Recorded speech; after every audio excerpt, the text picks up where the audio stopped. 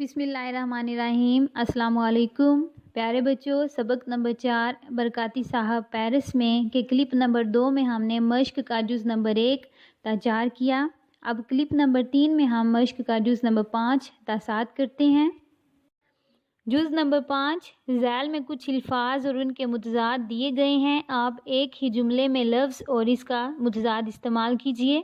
الفاظ متضاد: ترقی، تنزل، انسان، حیوان، جنوب، شمال، مشرقی، مغربی، قریب، دور، زندہ، مردہ۔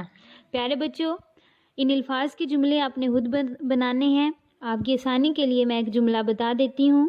ترقی، تنزل: اللہ جس کو چاہتا ہے ترقی دیتا ہے اور جس کو چاہتا ہے تنزل دیتا ہے۔ جز نمبر 6 کتا، گھوڑا اور اونٹ انسان کے انتہائی وفادار جانور ہیں، لیکن کتے میں بعض ایسی عادتیں بھی پائی جاتی ہیں جس کی وجہ سے اس کو پسند نہیں کیا جاتا۔ اس سبق میں کتے کا ذکر بہت تفصیل سے آیا ہے۔ ذیل میں ہم کتے سے متعلق مشہور محاورات، ضرب المثال اور ان کے معنی دے رہے ہیں۔ آپ ہر محاورے اور ضرب المثل کو اپنے جملوں میں یوں استعمال کریں کہ اس کا معنی خود بخود واضح ہو جائے۔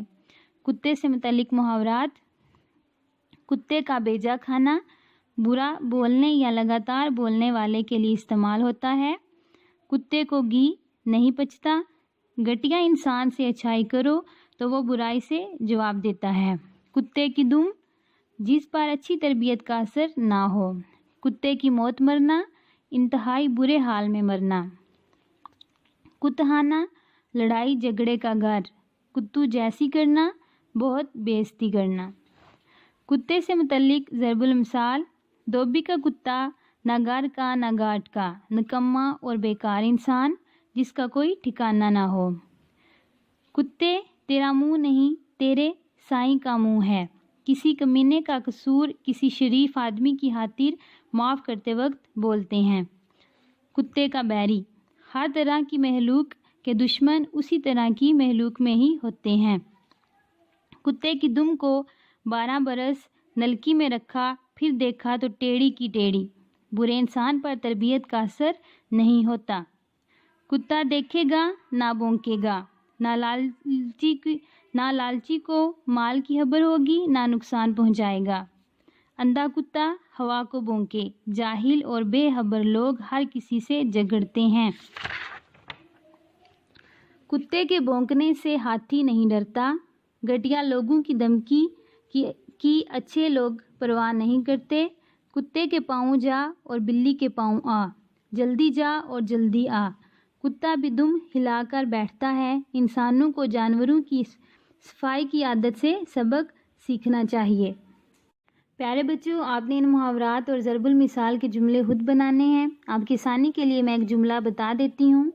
کتے کا بیجا کھانا، اس کا جملہ ہے: کتے کا بیجا کھانا احمد کی عادت ہے۔ جز نمبر 7 متشابہ الفاظ یعنی ہم مثل الفاظ: درج ذیل متشابہ الفاظ اور ان کے معنی کو غور سے پڑھیں، پھر ہر لفظ کو جملے میں یوں استعمال کریں کہ اس کا معنی خود بخود واضح ہو جائے۔ شاید، ہو سکتا ہے، شاہد، گواہ، ترقی، بہتری، عروج۔ ترکی، ایک ملک کا نام۔ گدھا، ایک جانور۔ گدا، نرم بستر۔ گدھا، بکاری۔ لال، سرخ، لال، قیمتی موتی۔ گن، بدبو۔ گن، گندم میں پایا جانے والا چھوٹا سا کیڑا۔ دن، سر، جوش، سوچ۔ دن، دولت۔ پیارے بچوں، آپ نے ان الفاظ کے جملے خود بنانے ہیں۔ آپ کی آسانی کے لیے میں ایک جملہ بتا دیتی ہوں۔ شاید، شاید آج ہم بازار جائیں۔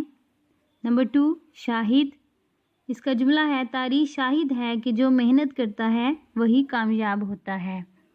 پیارے بچوں، آپ کے لیے گھر کا کام یہ ہے کہ آپ نے سبق نمبر 4 برکاتی صاحب پیرس میں کی مشق کا جز نمبر 5 تا 7 یاد کرنا اور کاپی پہ لکھنا ہے۔ آخر میں ایک پیاری سی بات کہ حضرت علی رضی اللہ تعالیٰ عنہ نے ارشاد فرمایا کہ تنگ دستی میں سخاوت کرنے، غصے میں سچ بولنا اور طاقت ہوتے ہوئے معاف کرنا بہترین نیکی ہے۔ پیارے بچوں، اس لیے ہمیں چاہیے کہ ہم اللہ کی راہ میں صدقہ و خیرات کریں، ہمیشہ سچ بولیں اور دوسروں کی غلطیوں کو معاف کریں۔ اس پیاری سی بات کے ساتھ اپنی ٹیچر صبا کمل کو دیجیے اجازت۔ اللہ حافظ۔